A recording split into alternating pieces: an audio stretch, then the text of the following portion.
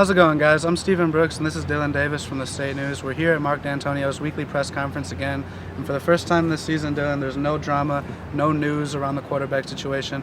It's sophomore Connor Cook by himself on the one line as MSU prepares to go down to South Bend and play Notre Dame this week. A lot of the talk was about how MSU would hold up against Notre Dame, who's obviously going to present much more of a challenge in the first three games. They have a really strong, talented, big defensive front, a couple 300-pounders on that line. And that could be its test for MSU's, offensive line, which is banged up right now. Fofanotti's going through some things. They're not sure where they're going to go at the tackle position yet, and there's a battle at center with two injured guys. So heading into this weekend, do you feel like MSU can keep up with Notre Dame and that, talented defense that they have down there? Well, that's not to be confused that Michigan State's got a very good defense as well, ranked at top in the country right now, and the offense kind of got clicking, felt a little bit of rhythm against Youngstown State. Granted it is Youngstown State, you should get a rhythm against them, but it's nice to see Connor Cook emerge as Michigan State starter. It was getting very very old trying to juggle quarterbacks. Hearing chants for Damian Terry and Mark Dantonio always seemed to want to pull Andrew Maxwell out of his back pocket, and now both those guys are going to have a seat on the bench and, kind of let Connor Cook go to work. And I think that'll be very beneficial to Michigan State going forward. Against Notre Dame, that's going to be critical. Well, I think it was very important for our total team that we had success passing the football. And that was a combination of guys catching the ball, like those 50-50 catches I talked about, or those great throws. So, again, we're growing as a football team. We've got a young quarterback in there who's a redshirt sophomore. This will be a great experience for him because he's going to have an environment to play in that's going to simulate really what a lot of the Big Ten environments are going to be from this point on.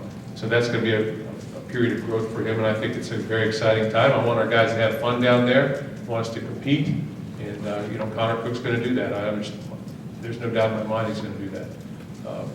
But we can't negate the fact that we've got to make the plays running the football as well.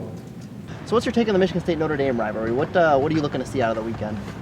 I think it's interesting because I remember watching as a kid, and there's a time there when it was almost a lock when the Spartans would head down to South Bend that they would get a win. Like I said, I remember seeing Sparty playing the flag down there, Drew Stanton, some of those guys going down there and getting wins. I don't think that's the same way anymore since Brian Kelly came in. He's changed some things there up to the level of talent, sure, that Notre Dame's putting on the field. But obviously, it's a great historic rivalry that goes back years. Within the last decade, I think it's been pretty good. You've got the Little Giants game. Like I said, there was a time where MSU used to win down there. And now the scales are sort of back in Notre Dame's favor. So regardless, I think it should be a good game. And about that defense you talked about, I expect it to be low scoring as, both these offenses are going to have trouble finding footing, I believe. Mm-hmm. For me personally, it's always been a big game, very big game. I think I've said this before. There are certain games that you sort of point at and say, well, what's your record versus these guys over a period of time as you move through it?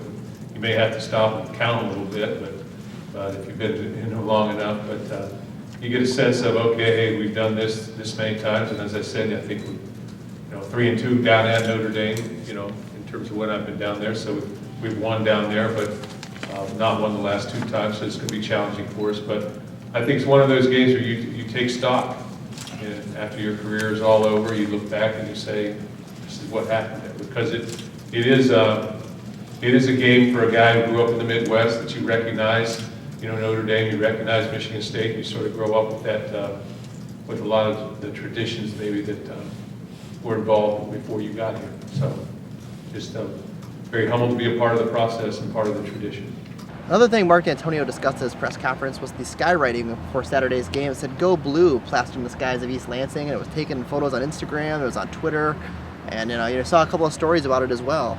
Mark Dantonio said he had his high school football coach in town, and they were the Blue Devils. So he took that to mean maybe they're rooting on them. Obviously not wanting to step on the line of the rivalry at all, but it was nice to see him kind of address something. When it was posed to him. It wasn't interesting comment. Yeah, it wasn't a pride comes before the fall kind of remark, but it was definitely what Mark Dantonio needed to say in that thing. Go Blue Devils. Yeah, my high school coach was here. And, they're the Blue Devils, so I figured somebody did that for him. Is that it? A lot of money to do that if you're from Zanesville, but So that's it for today. Keep checking statenews.com throughout the week and obviously on Saturday for all the coverage from the Notre Dame matchup. For now, we're out of here like Manti Te'o's girlfriend.